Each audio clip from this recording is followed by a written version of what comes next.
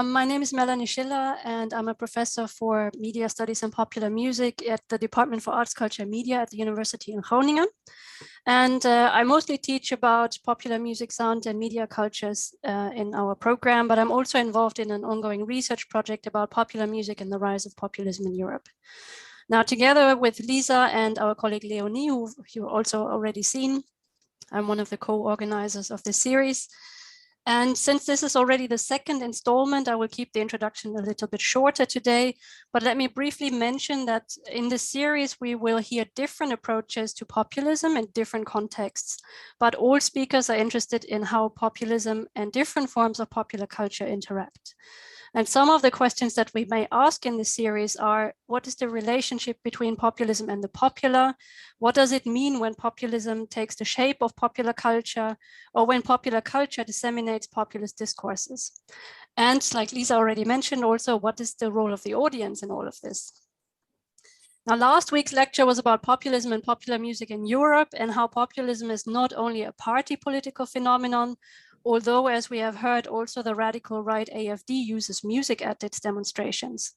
But populism also interacts with changing aesthetics and narratives in broader music culture, like a celebration of antagonisms between the countryside and the city, or urban lifestyles, including veganism, as opposed to what the quote unquote real people outside of the supposedly elitist urban centers like, and that is raw minced pork on their white bread, as we learned last week from the memorable Schlager Mettbrötchen that Mario Dunkel showed us.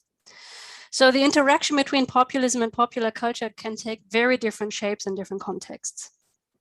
Later in the series, we will also talk about, amongst others, populism and influencers, but today, indeed, we talk about populism and celebrity politics.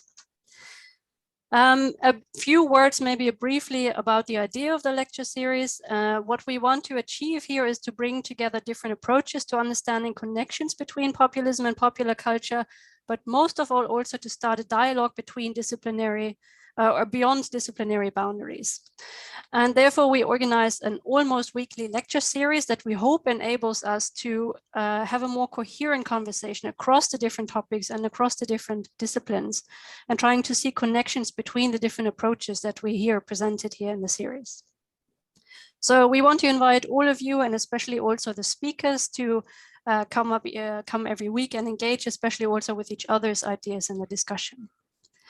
On a final note, of course, we want to thank our organizing partners, that is the Groningen Institute for the Study of Culture, ICOR, the Research Center for Arts and Society, the Research Center for the Study of Democratic Cultures and Politics in Groningen, the research project Popular Music and the Rise of Populism in Europe, financed by the Volkswagen Foundation, and the Netherlands Institute for Cultural Analysis, NICA.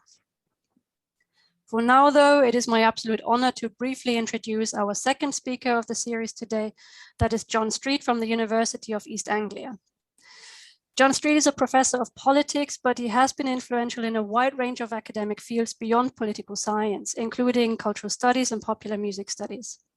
He has numerous publications that I cannot mention all here, but his most recent books include Media, Politics and Democracy, now already in its third edition, From Entertainment to Citizenship, Politics and Popular Culture, together with Sanna, Inthorn and Martin Scott, and of course his seminal Music and Politics. Street is currently leading a research project on the history and politics of the English protest song, but today he will explore what it means to be popular and the different cultural and political guises that it can take. And his lecture is therefore also entitled Populism, Popular Culture and Celebrity Politics. We're looking forward to that. John, the floor is yours.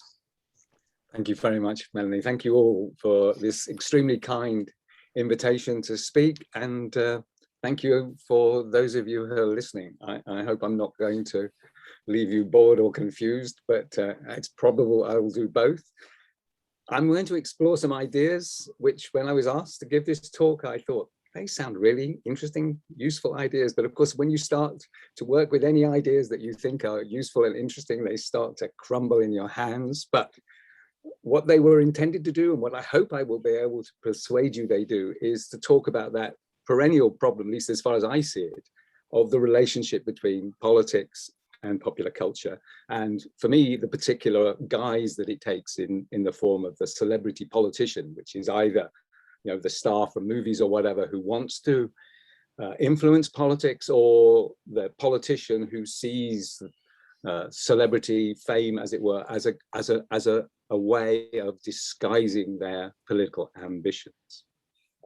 And for me, this relationship between politics and popular culture is really important in the revival of populism. It seems to me that populism, as we see it across Europe and elsewhere, is another incarnation of that relationship between popular culture and politics, and often involves the celebrity in some form or other. And so what I'm wanting to do in this talk is to think about how this perhaps new form of political celebrity is affecting who gets what, when, and how, the kind of questions which politics is always asking. So I have a crude summary here of what it is I intend to say. And what I'm trying to do is focus on that word popularity, which underlies, it seems to me, much of what we're saying when we're linking politics to popular culture, and in the case of populism and popular culture. And I think that this idea of popularity, what we mean when we use that term, or when we talk about the popular, there is more going on than we sometimes acknowledge, although of course much that has been said about that topic, but I still think there's more to say. And I do think that the more we think about popularity, the better we will be able to understand the relationship between leaders and those who follow them, whether in populism or in more conventional forms of political relationship. And I suppose the thing that most interests me is how this idea of popularity translates into power.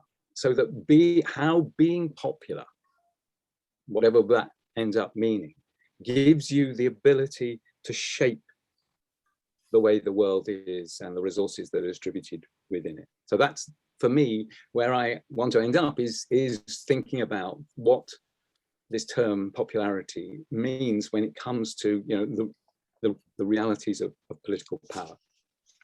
I hope I won't take too long getting to that point, but anyway, one thing I did want to say is, by way of sort of clearing the ground, is that clearly, and I'm sure all of you already know this, but I wanted just to say it, obviously not all politicians are populists. Angela Merkel, for example, just as not all populists are necessarily celebrity politicians. So there are, you know, these are not directly overlapping circles or sets. Marie Le Pen seems to me, she's a populist, but I wouldn't necessarily characterize as a celebrity politician. Boris Johnson, I would characterize as a celebrity politician in many respects, but certainly I wouldn't call him a populist in the ways in which I suspect most people would tend to use that term. The second thing I wanted to say, by way of ground clearing, is that not all popular culture is popular. And this is a very crude way of putting it. On the left, you will see, or the left as I look at the screen, Celine Dion. And the reason Celine Dion's there is because there's I don't know, you may have read this book already, but it's by someone called Carl Wilson, which is not a member of the Beach Boys, but it's called Let's Talk About Love, Why Other People Have Such Bad Taste. And it's an essay on the popularity of Celine Dion. And it's the popularity which is, on the one hand, the fact that millions of people love the music of Celine Dion, and yet she is reviled by, you know, critical tastemakers. So there's this kind of ambiguity between, you know, is she popular, or what does it mean to be popular, and how does this popularity translate into language of taste and judgment and so forth. So it seemed to, reading that book, which I think is I would strongly recommend to anybody, it is a very interesting reflection on what it is this term popularity tries to capture. And the other picture that you see on your screen is from a Chinese talent show. And you may have read in the papers in the last week or so how the Communist Party of China is seeking to, what I would say, regulate popularity by deciding that what counts as an acceptable entertainment show in China is not the talent show, in which amongst the things they condemn is the representation of sissy men. And so what you've got here is the way in which, as it were, what we understand to be popular is in some sense being determined by state intervention, by the regulation of acts of the state. And it seems to me these are two thoughts that sort of, as it were, I want to keep coming back to when we're thinking about what is meant by popularity and the way it connects with politics. And the other thing I wanted to say, again, in this sort of ground clearing exercise, is taking a quote from the Financial Times recently, that not all popularity necessarily is sort of coterminous with political change. Being popular doesn't necessarily mean that you will be able to change things. Or put it another way, being unpopular doesn't mean you can't cause change to happen. And this idea is put up in crude terms by Henry Mance in the Financial Times, where he's saying, look, here's an immensely popular figure, David Attenborough. Everyone loves him, but he may not be as influential as Extinction Rebellion, who few people trust, but who might, by virtue of the way they act, being unpopular, they can cause change. I was also thinking, by the way, in these terms, is that I noticed in the newspapers today that the Time magazine has announced that the most influential people in the world are the Duchess and Duke of Sussex, Harry and Meghan, as we call them over here. And the thought there is that this is the nature of what power apparently looks like. Now, it seems to me that these sort of points that one might make about popularity and its role depends on what we understand the term to mean. And my thought is, in the first instance, that the term popular is used particularly in political discourse very casually. So when we're talking about politicians, whether they're populist or other, we simply say, yeah, they are popular. And the reason we say they're popular is because they won an election or they come up top in an opinion poll. And then what we're saying is that popularity can simply be measured by the number of votes they received or the number of answers that pollsters record that say, yes, we like this person, this or whatever it is. But it seems to me that, and it probably to you too, that we're not really talking about popularity in any really significant or valuable way. I would say, almost an empty adjective, because what we're describing at best are preferences, and preferences where we're being, as it were, steered in one direction or other. And it's not in any sense, it's an artifice of the electoral system or of the survey.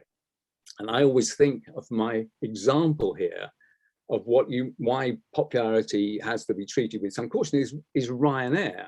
Now, I don't know whether in all your countries Ryanair is treated with the same disdain that it is in ours, but millions of people use Ryanair, but I would hardly describe it as popular, because most people complain about Ryanair, about the way they treat you or the way they charge you for all sorts of things that you really ought to be given for free or whatever.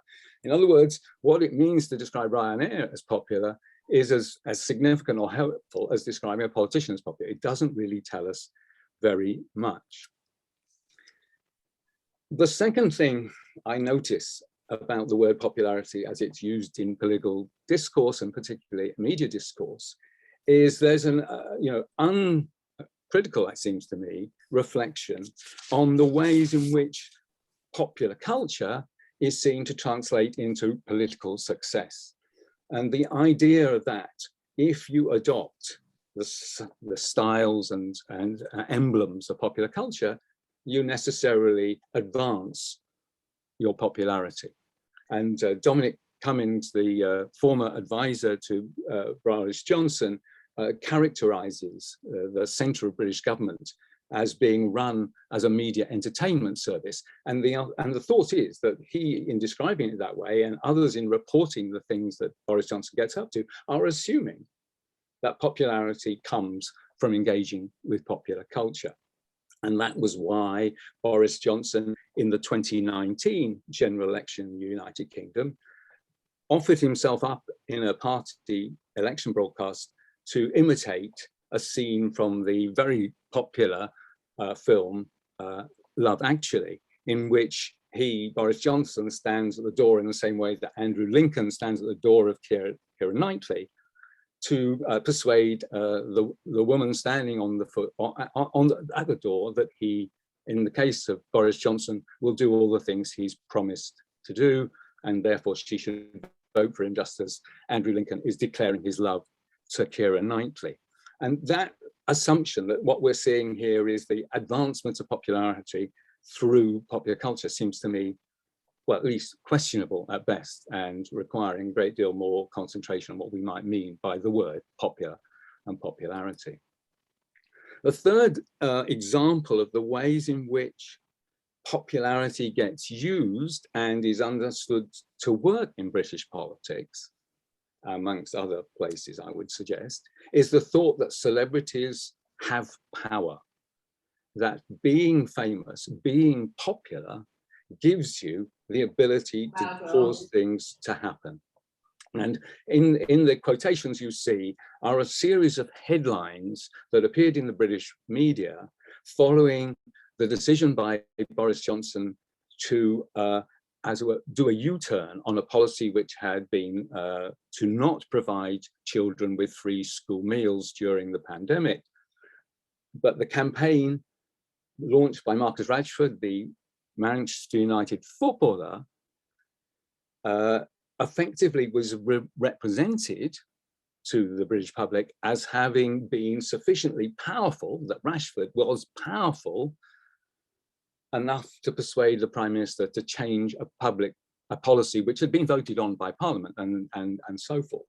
And that too is an interesting thought, that this idea that the celebrity has power that cause governments to change direction by virtue of their popularity seems to me something we need to ask questions of. And then there's another media discourse that seems to be going on around the idea of popularity, which is the ways in which that is associated with some notion of authenticity. And what you see in there is a picture of Nigel Farage and then Xi Jinping and David Cameron when he was Prime Minister, drinking, and they're drinking beer. And the reason they're drinking beer is because this is to convey some notion of authenticity and make them likable, or in the terms of relatable, and so forth. And then on the right, you have a picture of the England football manager, Gareth Southgate, who in several pieces that followed England's unfortunate failure to win the final of the European Championships, attribute to him as someone who is genuinely popular. In other words, authentically likable. And the reason he's likable because he has these kinds of principles that in some sense or other set him apart from the typically political or populist leader.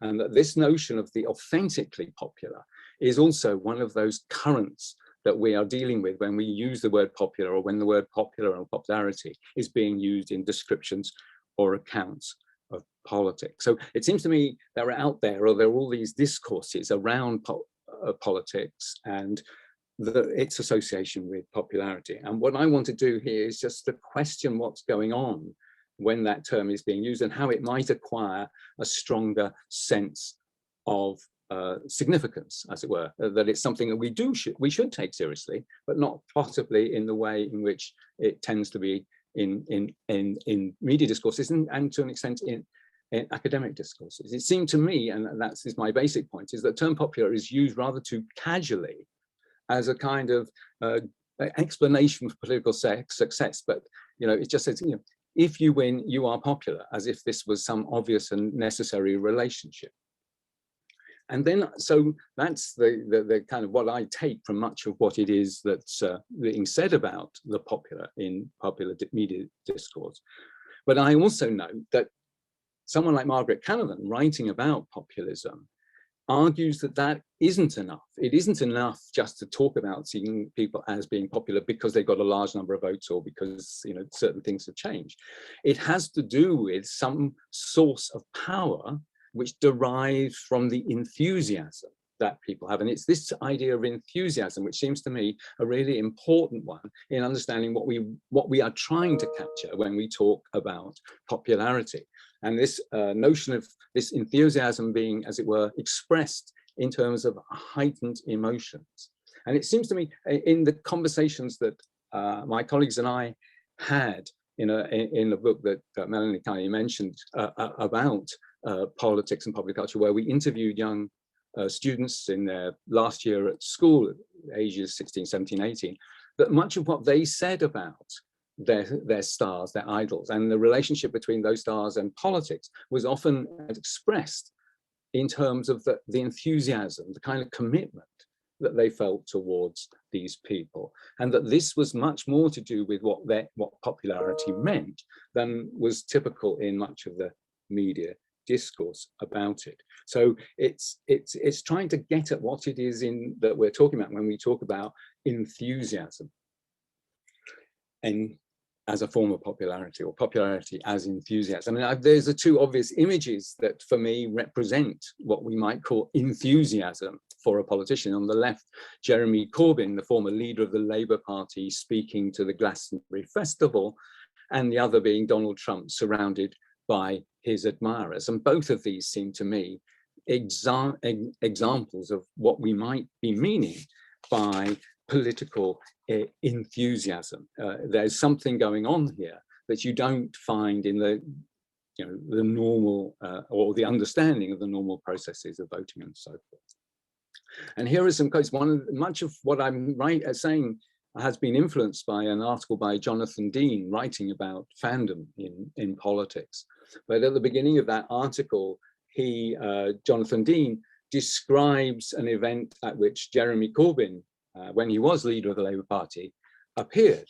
And the ways in which Dean witnesses that event is in terms of this rapturous applause, the spontaneity of the response that resembles that which you see when people are at a pop concert, the call and response relationship that, again, performers and audiences engage in, the stamping of feet. All of these features are characteristic of what it means to be a fan, what it means to be enthusiastic, in this case, about a politician. And much of the reporting of Trump's political success in the United States, when journalists and others went to rallies, was to understand them as forms of showbiz. And this was identified by the reaction that was being generated in the room, in Jonathan Friedland's terms, the enthusiasm. And in Simon Cooper's account of the same sort of event where Donald Trump was appearing, that he says, well, they are more than just voters. And then he makes the comparison. He says they're like football fans. And what he means by this is that you, as a football fan, no longer, as it were, are reliable witnesses to your own team's fouls. They just see the referee as being biased against them. The fouls that are not being awarded or whatever, or the ones that are done so because the referee is biased, and it's not and you can't yourself, because you're so caught up in the enthusiasm you have for this politician or football team, you can't see what's really happening. And it seems to me that idea of an enthusiasm and its effects is very important to understanding what we mean when we talk about popularity. And again, this is not an original idea, but it is, I hope, one that I want to push further by asking what exactly we do when confronted with thinking about and analysing this experience of popularity. And I've got up there two quotations, one again from Margaret Canavan, and the other by Stuart Hall. And what they are doing, I would suggest, is offering us two very different stories about how popularity as enthusiasm comes into existence or comes into being. They both make reference to, as it were, the reception that the audience has to whatever is being offered them. But in the first quotation from Margaret Canavan, this is, as it were, something more like a kind of performance in which the audience are persuaded to support the claims of the leader, the populist leader. And this is a performance which, you know, involves the art of popularity, you might say, and is, in a sense, warranted by the performance. In other words, the people come to support this politician because of the way they've earned that support through the performance and the enthusiasm they've been generated. Contrast that with Stuart Hall, who, in looking again at populism, although in a much earlier era, argues that much of what you see as popularity is the cynical manipulation of media discourses and others to tap into the everyday language of ordinary people. In other words, what he's witnessing is not, you know, a carefully an act of creativity and aesthetic value of some kind, but actually manipulation with a view to, you know, forcing people into a political position which, if they were able to see for themselves, they would opt out of, and they would not agree to or accede. And it's this this notion of popularity is very much the product of malign forces. And actually, the Stuart Hall argument, as I found when I started to look at, you know, at the history of the term popularity and how it's used in political thought, I noticed, you know, that it has, for the most part, had a very bad reputation. That popularity and the idea of it is often treated with great disdain and mistrust, and is a subject of, as it were, negative political thought, right from Aristophanes' The Knights, which is fairly straightforwardly condemning the popular politician as being, you know, lacking in breeding and vulgar and so on, to Thomas Hobbes in Leviathan, talking about the dangerous disease that can be bred by the popular, you know, subject, because of the way people are seduced by flattery and the reputation of an ambitious man, and drawn away from what they should really be doing, which was obeying the law and follow virtuous leaders. And then I take you into the 1960s, when Tom Hayden, one of the leaders of the Students for a Democratic Society, also condemns celebrity, and by that he means popularity, because citizens are being turned into fans for whom critical thinking has become impossible, because you adore, but you can't critically analyze in the way that football fans can't properly see what's going on on the pitch. And so for this sort of writing, popularity is always to be treated with suspicion. It's not something that we would welcome, and we need to be very cautious where we see it.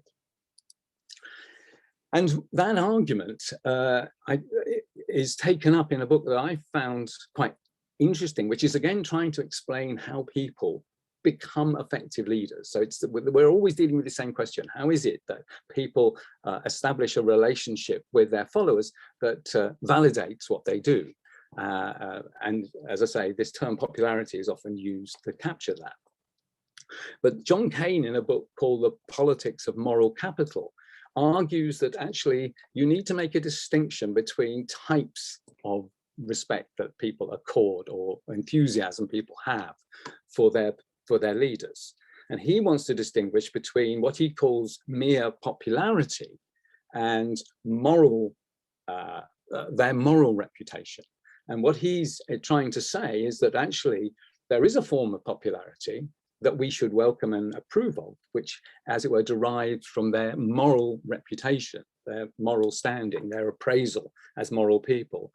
And that should be distinguished from, as I say, mere popularity. And the kind of people he has in mind are Nelson Mandela, Aung San Suu Kyi, before all the Rohingya issues, Abraham Lincoln, Charles de Gaulle, and so forth. And what he's trying to do, and I think this is interesting, is trying to think about, you know, what's the difference between mere popularity and other forms of admiration or adoration that might be accorded to politicians. My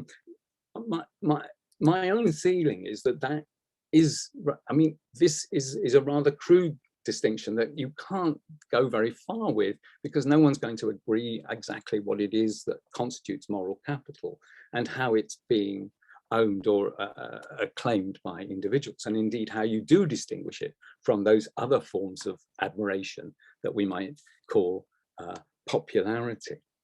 And so what I thought we would be better doing, which is going back to what we already are to an extent, is looking at how politicians try to engineer a response that resembles enthusiasm and adoration through the way they act, the way they perform, and the responses they elicit in terms of, as it were, their respondents, their followers, who might, the argument goes, become like fans. And I quoted again from Jonathan Dean, Corbyn supporters relate to Corbyn in a manner similar to how fans of pop or film stars relate to their chosen fan object.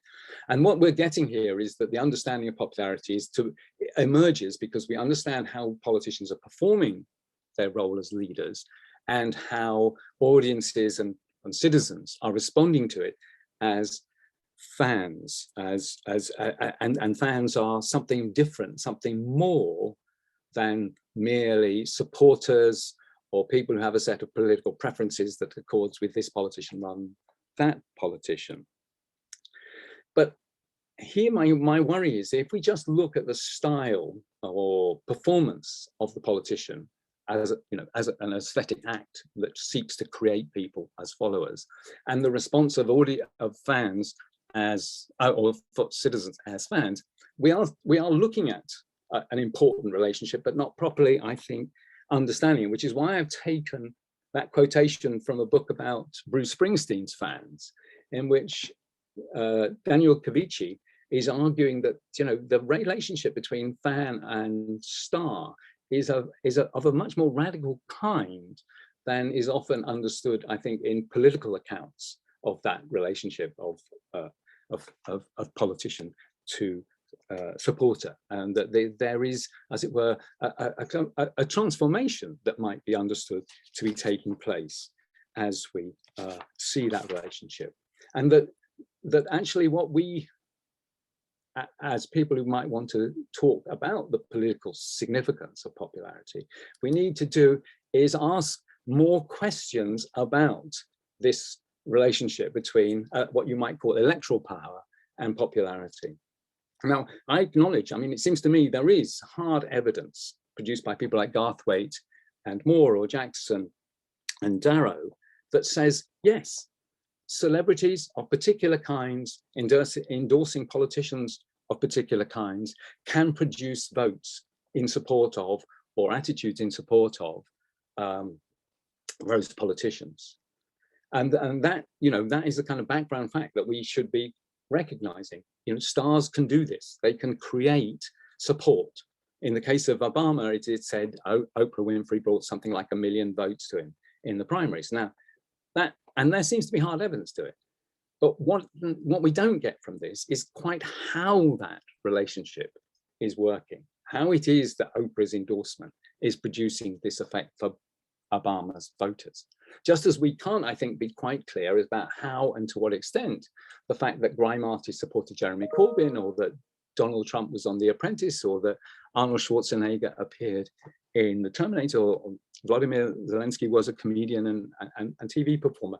What we're still asking questions about is how this role in popular culture, or how this use of popular culture has the apparently identifiable effects that we're claiming. And my thought is that we could learn political lessons by looking at how popularity has been analysed in other disciplinary areas. I return again to, and I'm thinking particularly about the work in cultural sociology. Carl Wilson, in his book on Celine Dion, reports the quite interesting experimental evidence that was done not long ago, whereby people were asked about their taste in music, and they were given a list of songs, and they were asked, and listened to them, and were asked to rank them. And one group of people were asked about this without given any information about what other people had done.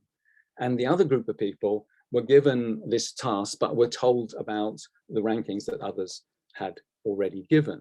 And what was notable was that where you had the ranking of others, you tended increasingly to follow the line that they had adopted. In other words, there was some kind of crowd behavior that made certain tracks popular because other people had chosen to like them. And that process, I think, is worth us, as it were, pondering at least, in thinking about how, as it were, taste in politicians is getting organized. The same kind of thought I take from other works in cultural sociology, which I refer to in other things I've written about. But there's a fabulous book by Stanley Lieberson, which has asked the simple question: why do people name their children this or that at this particular time in history and that? And obviously most people would tend to think, well, children get called Marilyn because Marilyn Monroe is really popular, and she's obviously going to be the name they give children. When Marilyn Manson becomes famous, nobody calls their children Marilyn, that sort of thought. And he says that's not true.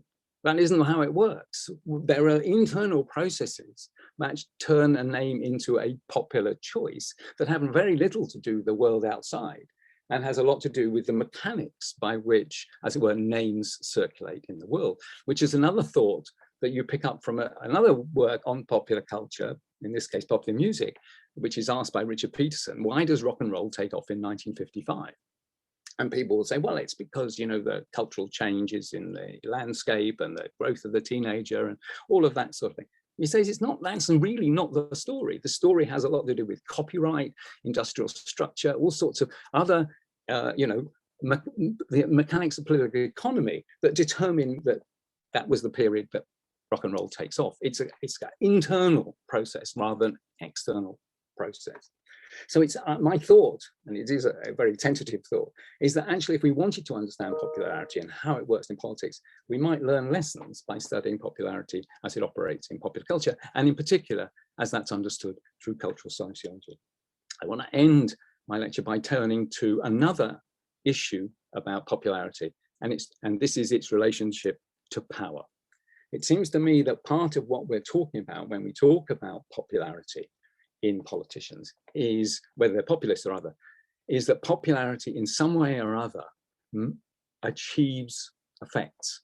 And these effects can be measured and understood as political changes, institutional changes, you might say, or at least policy changes. And so one of the things that's been obsessing me quite recently is how you could argue or understand political change that, as it were, follows from the presence of popular people. And it is their popularity, the fact that they generate enthusiasm, that accounts for their power. And so I have these 4 case studies, which I'm going to run through very quickly because I think I've been talking quite long enough. The first is about Margaret Thatcher and Bob Geldof, the second about Bono and Tony Blair, the third about Marcus Rashford and Boris Johnson that I've referred to already, and the final one is Jimmy Savile, the disc jockey.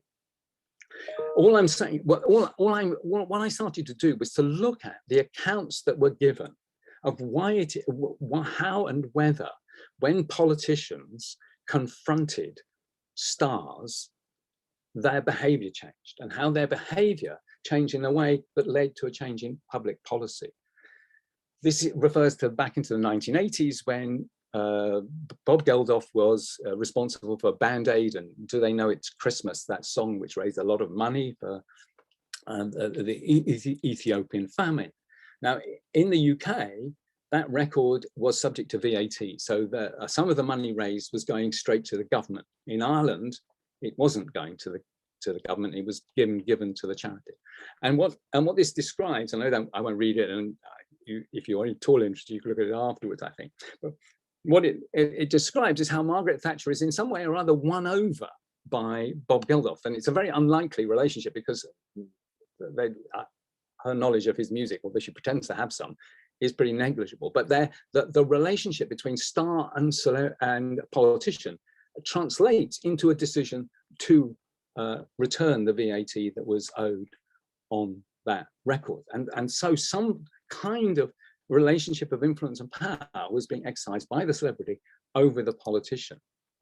That thought has often been used to explain why in 2005 the G8 leaders decide to relieve developing countries of some of their debt following a meeting they held. But it was argued that that meeting was itself influenced by the activities, particularly of Bono and his friend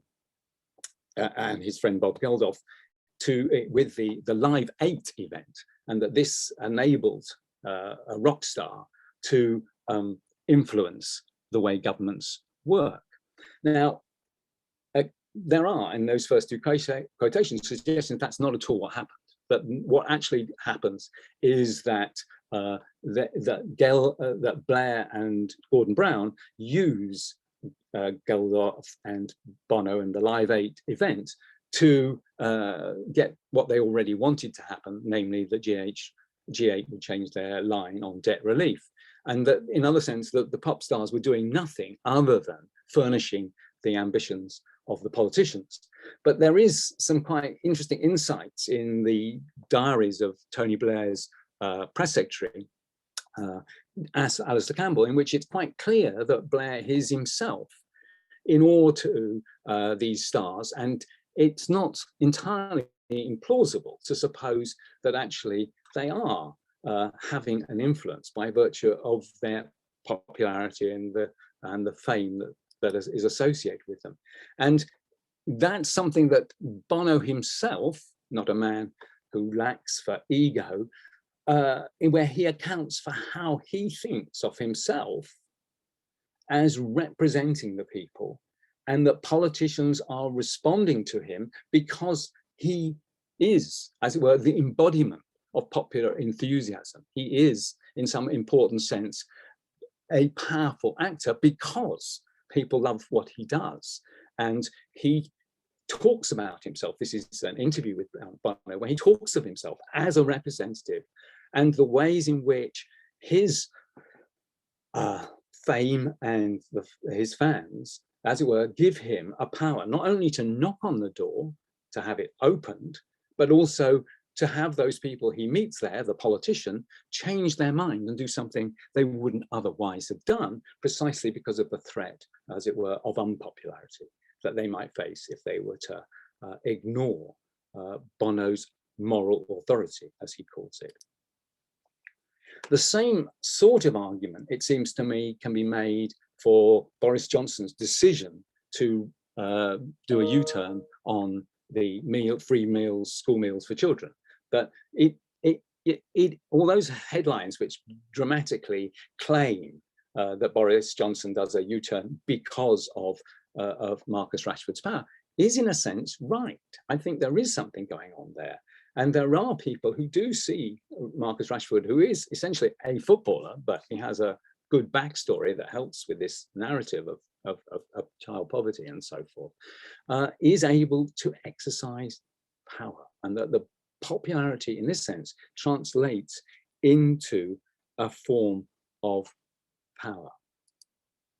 And here, I won't dwell on this because time is running out, but this is Andy Burnham, who's the mayor of Manchester, explaining to Rashford that he too, the mayor of Manchester, thinks that Rashford is able to have this power precisely because he stands outside of the political system, because he is not like all those people in the elite that know nothing about how the real world operates. I want to end my case study, and then I've just got a couple more slides, and then I'll shut up, so you'll be pleased to hear. But first, there is something that's really intrigued me, is the negative side of, or what I call the malign side of celebrity power. And that is where I think you actually can get some really hard evidence about what power and how power and popularity can be related. Jimmy Savile, as I said earlier, was a DJ at the BBC and a television presenter and a serial abuser of young people throughout his working career. He was an appalling man and did absolutely terrible things to the young people who came his way. And actually, people knew he was doing that. There was this knowledge existed about him within the BBC, but it only emerged that even this, as it were, in the public realm after he had died. And the BBC commissioned a report by Dame Janet Smith on how was it that the BBC allowed Jeremy Savile to get away with these appalling crimes. And it seems to me, it turns out that if you read this 500-page report, it's a fascinating and rather grim account of the power of popularity. There were factors. I mean, the BBC has a culture of conservative culture, don't rock the boat, you know, a kind of respect for being tough and not, you know, complaining and whatever. But what was also important was that those people who did know what Savile was up to didn't have the voice or opportunity to complain, partly because of there weren't the mechanisms, but also by the way the BBC was structured. But those factors, those organizational factors, were made effective by the way in which something called the talent was regarded by the BBC. That Jimmy Savile represented something called the talent, which seemed to me is a euphemism for popular figure who, you know, it has to be respected. And in a sense, this terrible criminal and the report that came out after he died is revealing of the way in which popularity as power is real. In this case, used a very malign effect, but nonetheless, it is revealing of what I think is important for anybody who wants to study politics and the relationship between it and popular culture, has to bear in mind what this popularity might involve, might entail. This is my last two slides. It seems to me that what we get revealed in thinking about popularity and politics, and particularly in relation to populism, is this tension between, on the one hand, the way in which you acquire power, namely by not being politicians in the standard form, but whilst on the other hand, having then to exercise that power in office. So there is this familiar tension that has to be managed and is dependent on the way you perform your role. And this is again to take Margaret Canavan and her reference to the way in which vivid individuals who make politics personal. It's exactly what Marcus Rashford does. But when, you know, this lack of experience is what allows you to exercise power, but of course limits your capacity to exercise it if you are in office. And the other element of it that seems important that I wanted to is the ways in which institutional framing, the institutional structures of politics are important to enabling popularity to operate as a source of power. That what I would say is that popularity is powerful, but its ability to be powerful depends on, as it were, how it's allowed to work as much as the, you know, particular possession of any given individual. So Marcus Rashford is popular and in a sense is powerful by that virtue, but it depends on the political system with which he's engaging that allows him to have that, for that power to have some real effectiveness. Oh, sorry, this is my last slide, my last image that really takes me back.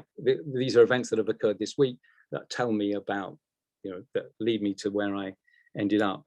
On the one hand, you have Gavin Williamson, who was until yesterday the education secretary in the UK, and in one of his last fatal errors was to claim that he'd been talking to Marcus Rashford, when in fact he'd been talking to Manu Itoje, who's a rugby player. So he thought he'd been talking to a footballer, but he had actually been talking to an international rugby player. And in that, you know, that moment, it brought together a politician trying to use celebrity politics and failing dismally. And although he wasn't sacked for that reason, he probably deserved to be. The second thing is a documentary that was shown this week called Look Away, which is all about how young women were being abused by rock stars.